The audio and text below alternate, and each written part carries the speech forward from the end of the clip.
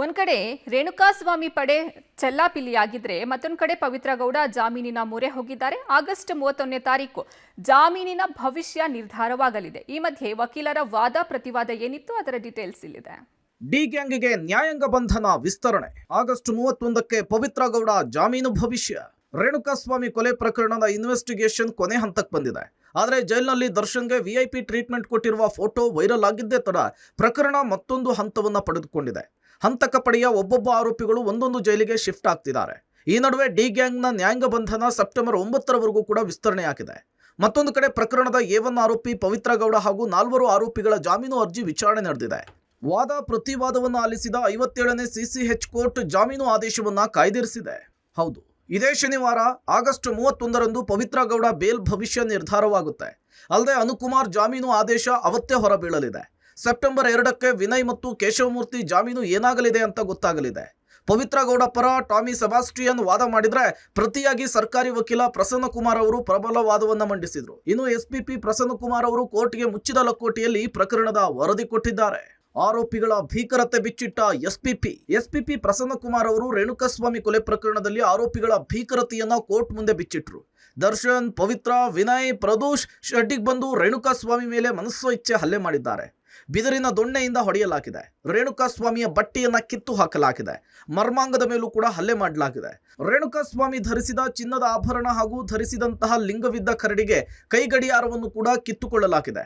ಈ ವೇಳೆ ರೇಣುಕಾಸ್ವಾಮಿ ಕೈ ಮುಗಿದು ಬಿಟ್ಟು ಬಿಡುವಂತೆ ಬೇಡಿಕೊಂಡಿದ್ದಾನೆ. ಆತ ಬೇಡಿಕೊಳ್ತಾ ಇರುವ ಚಿತ್ರವನ್ನು ಕೂಡ ತೆಗೆದುಕೊಳ್ಳಲಾಗಿದೆ. ಅದನ್ನ ಕೆಲವರಿಗೆ ವಾಟ್ಸ್ಆಪ್ ಮೂಲಕ ರವಾನಿಸಲಾಗಿದೆ. ಆ ಬಳಿಕ ರೇಣುಕಾಸ್ವಾಮಿಗೆ ಎಲೆಕ್ಟ್ರಿಕ್ ಶಾಕ್ ಸಹ ಕೊಟ್ಟು ಕೊಲ್ಲಲಾಗಿದೆ. ಹೊಡೆದಿರುವಂತಹ ಹೊಡೆತಕ್ಕೆ ರೇಣುಕಾಸ್ವಾಮಿಯ ಶ್ವಾಸಕೋಶದ ಮೂಳೆಗಳು ಕೂಡ ಮುರಿದಿದೆ. ಹಲವು ಆಂತರಿಕ ಮತ್ತು ಬಹಿರಂಗ ಗಾಯಗಳಾಗಿವೆ ಅಂತೇಳಿ ಆರೋಪಿಗಳ ಕ್ರೌರ್ಯವನ್ನ ಕೋರ್ಟ್ನ ಮುಂದಿಟ್ಟಿದ್ರು. ಮಹಿಳೆಯಾದ್ರೂ ಜಾಮೀನು ಕೊಡಬೇಡಿ, ಪವಿತ್ರ ಗೌಡ ಜಾಮೀನಿಗೆ SPP ಆಕ್ಷೇಪ. ಹಲ್ಲೆ ಮತ್ತು ಹತ್ಯೆಯ ಒಳಸಂಚಿನಲ್ಲಿ ಪವಿತ್ರ ಗೌಡ ಸಹ ಭಾಗಿಯಾಗಿದ್ದಾರೆ. ಆಕೆಗೆ ಜೀವಾವಧಿ ಶಿಕ್ಷೆಯನ್ನು ವಿಧಿಸುವ ಅವಕಾಶ ಕಾನೂನಿಗಿದೆ. ಅಲ್ಲದೆ ಮಹಿಳೆ ಎಂಬ ಏಕೈಕ ಕಾರಣಕ್ಕೆ ಆಕೆಗೆ ಜಾಮೀನನ್ನು ನೀಡುವಂತಿಲ್ಲ ಅಂತೇಳಿ ಜಾಮೀನಿಗೆ ಆಕ್ಷೇಪವನ್ನು ವ್ಯಕ್ತಪಡಿಸಿದ್ರು. ಪವಿತ್ರ ಗೌಡಗೆ ಬೇಲನ್ನು ಕೊಡದಿರಲಿಕ್ಕೆ ಕೋರ್ಟ್ನಲ್ಲಿ SPP ಕೊಟ್ಟ ಕಾರಣಗಳೇನು ಅನ್ನೋದನ್ನ ತೋರಿಸ್ತೀವಿ ನೋಡಿ. ಬೇಲನ್ನು ಯಾಕೆ ಕೊಡಬಾರ್ದು? ಫೆಬ್ರವರಿ ತಿಂಗಳಲ್ಲಿ ರೇಣುಕಾ ಬೆತ್ತಲೆ ಫೋಟೋ ಕಳುಹಿಸಿದ್ದಾನೆ. ಜೂನ್ನಲ್ಲಿ ಪವಿತ್ರ ಗೌಡ ಸಂಬಂಧಪಟ್ಟವರು ಗಮನಕ್ಕೆ ತಂದಿದ್ದಾಳೆ. ಕೆಲವು ತಿಂಗಳುಗಳ ಕಾಲ ಸುಮ್ಮನೆ ಇದ್ದಿದ್ರು ಪವಿತ್ರ ಗೌಡ. ಬಳಿಕ ಪವನ್ಗೆ ನಂಬರ್ ಕೊಡ್ತಾರೆ ಪವಿತ್ರ ಗೌಡ. ಪವಿತ್ರ ಅಂದ್ಕೊಂಡು ಪವನ್ಗೆ ರೇಣುಕಾ ಮೆಸೇಜ್ ಮಾಡ್ತಾನೆ. ಪವನ್ ಮೊಬೈಲ್ನಲ್ಲಿಯೇ ರೇಣುಕಾ ಜೊತೆಗೆ ಪವಿತ್ರ ಮಾತನಾಡ್ತಾರೆ. ಅಪಹರಣದ ಬಳಿಕ ಶೆಡ್ನಲ್ಲಿ ರೇಣುಕಾ ಮೇಲೆ ಹಲ್ಲೆ ಹಾಕಿದೆ. ಆಕೆಯ ಚಪ್ಪಲಿಯಲ್ಲಿ ರಕ್ತದ ಕಲೆ ಪತ್ತೆಯಾಗಿದೆ. FSLನ ವರದಿಯಲ್ಲಿ ಇದೆಲ್ಲವೂ ಕೂಡ ಗೊತ್ತಾಗಿದೆ. ಹಿಂಗಂತ ಸ್ಪೆಷಲ್ ಪಬ್ಲಿಕ್ ಪ್ರಾಸಿಕ್ಯೂಟರ್ ಪವಿತ್ರ ಜಾಮೀನಿಗೆ ಆಕ್ಷೇಪ ವ್ಯಕ್ತಪಡಿಸಿದ್ರು.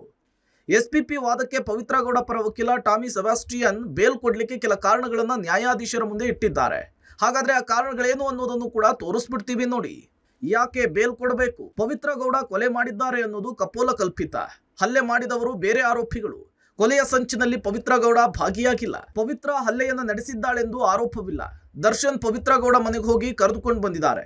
ಹೀಗಿರುವಾಗ ಪವಿತ್ರ ಗೌಡ ಅವರ ಸಂಚೇನಿದೆ? ಎದೆಗೆ ಪೆಟ್ಟು ಬಿದ್ದು ರೇಣುಕಾಸ್ವಾಮಿ ಸಾವನ್ನಪ್ಪಿದ್ದಾನೆ. ಈ ರೀತಿ ಪವಿತ್ರ ಗೌಡ ಹಲ್ಲೆ ಮಾಡಲಿಕ್ಕೆ ಸಾಧ್ಯವೇ ಇಲ್ಲ. ಕಪಾಳ ಮೋಕ್ಷದಿಂದ ಸಾವಾಗಿರ್ಲಿಕ್ಕೆ ಸಾಧ್ಯವೇ ಇಲ್ಲ.